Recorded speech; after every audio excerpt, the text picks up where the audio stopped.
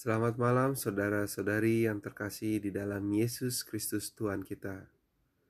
Pada malam hari ini saya akan membagikan refleksi pribadi saya yang sebelumnya sudah saya tayangkan di blog pribadi Hati yang Bertelinga. Judul refleksi saya adalah Mengukur dan Diukurkan. Pada bacaan kalender liturgi hari ini saya diinspirasi oleh Injil Yesus Kristus menurut Lukas pasal 6 ayat 36 sampai 38. Khususnya ayat 38b. Sebab ukuran yang kamu pakai untuk mengukur akan diukurkan kepadamu. Sekilas saya membayangkan kalimat ayat tersebut berkaitan dengan ukur-mengukur pada ukuran baju dan celana. Sekilas saya terbayang saat mengukur celana panjang saya untuk dipermak ulang oleh seorang penjahit. Penjahit tersebut mengukur dengan pas permak celana panjang saya.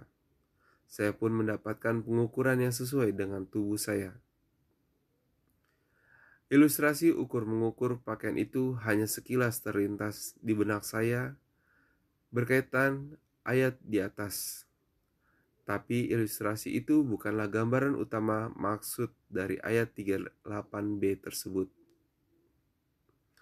Saya kemudian merefleksikan lebih mendalam maksud perkataan Yesus kepada murid-muridnya dalam Lukas 6 ayat 36 sampai 38. Saya meyakini bahwa murid yang dimaksudkan dalam bacaan Injil itu termasuk untuk saya juga. Tuhan menghendaki agar saya tidak menghakimi, supaya saya pun tidak dihakimi. Demikian juga agar saya tidak menghukum, maka saya pun tidak akan dihukum. Demikian pula Tuhan menghendaki agar saya memberikan pengampunan, maka saya akan diampuni. Dan ketika saya memberi, maka saya akan diberi juga. Namun demikian, yang terpenting adalah Tuhan menghendaki agar saya senantiasa bersikap murah hati, tidak pelit, penyayang, pengasih, baik hati, suka menolong dan memberi, sebagaimana Bapa adalah murah hati. Dalam refleksi kali ini, saya teringat pada suatu peristiwa ketika pernah beberapa kali membantu mendorongkan motor pengendara yang mati mesin kendaraannya di jalan raya. Saya yang melihat dari kejauhan, tergerak membantu pengendara yang sedang menuntun motornya di pinggir jalan. Saya lantas menanyakan terlebih dulu dan menawarkan bantuan. Pak, kenapa motornya? Apakah mau dibantu didorongkan? Biasanya yang saya temui di jalan, mereka yang motornya kehabisan bensin atau mati mesin karena suatu penyebab yang tidak diketahui. Kalau orang tersebut memberi tanda setuju mau dibantu, maka saya pun akan mendorong motor itu sambil beriringan di jalan raya. Saya mendorong ala anak motor, yaitu dengan memijakan kaki kiri saya pada ujung knalpotnya, kemudian melaju hingga menuju bengkel atau SPBU terdekat. Setelah sampai di bengkel atau pengisian bahan bakar, saya biasanya langsung pergi melanjutkan perjalanan. Saya biasanya diberikan ucapan terima kasih secara lisan tanpa embel-embel tanda terima kasih lainnya. Perasaan saya begitu bersyukur, bercampur sukacita, karena dapat menolong orang lain di jalan raya. Pengalaman sederhana itu saya lakukan tulus tanpa pamrih. Mati mesin atau kehabisan bensin saat berkendaraan di jalan raya merupakan suatu peristiwa yang mungkin menjengkelkan bagi sebagian pengendara motor. Saya sendiri pernah mengalami kehabisan bensin motor di jalan raya. Saya beberapa kali juga mengalami mati mesin motor.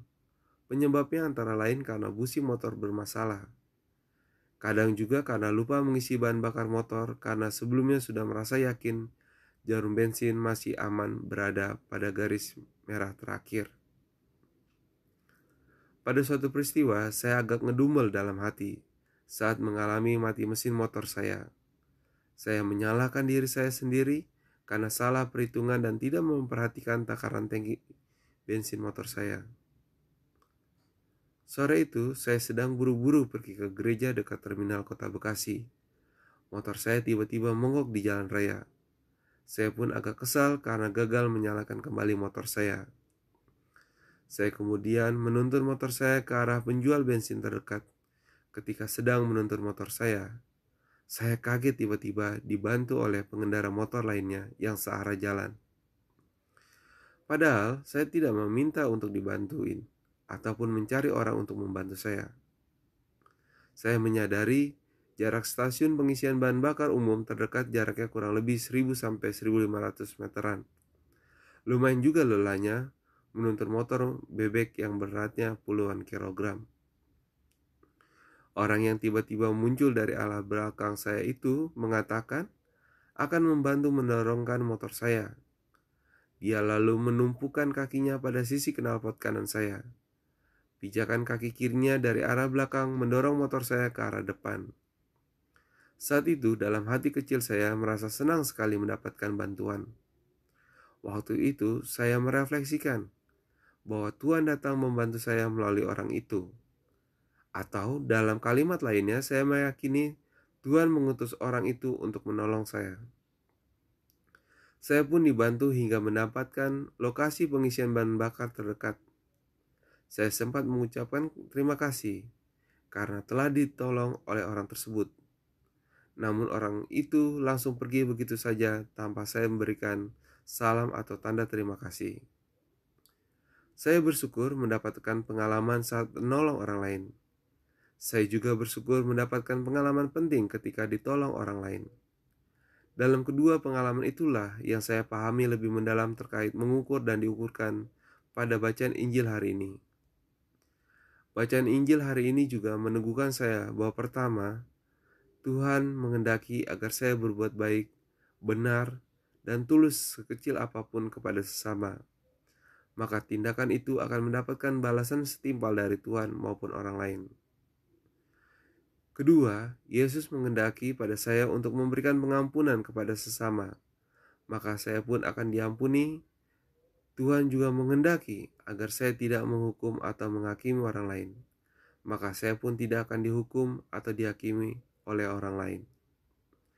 Ketiga, Tuhan menghendaki agar saya senantiasa bersikap murah hati, tidak pelit, penyayang, pengasih, baik hati, suka menolong dan memberi, sebagaimana Bapa adalah murah hati. Apakah saya senantiasa murah hati? Marilah berdoa. Terpujilah Engkau Tuhan Yesus Kristus, Bapa penuh belas kasih dan murah hati. Kami bersyukur karena Engkau sangat murah hati, mau mengampuni dosa-dosa kami. Terima kasih Tuhan untuk perintah ajaran-Mu kepada kami, untuk bermurah hati dan mengampuni sesama kami.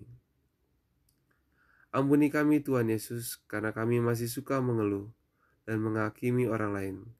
Kami sungguh menyesali perbuatan-perbuatan kejahatan kami. Roh Kudus, bimbinglah kami untuk senantiasa berbuat kebaikan kebenaran kepada sesama kami. Dalam kasih-Mu Yesus kami memuji dan memuliakan Engkau selama-lamanya. Amin. Refleksi ini dibuat di Harapan Jaya, Bekasi Utara pada 9 Maret 2020. Pada hari Senin Prapaskah kedua pada peringatan Santa Francisca dari Roma Biarawati. Saudara-saudari yang terkasih, demikian refleksi saya. Terima kasih.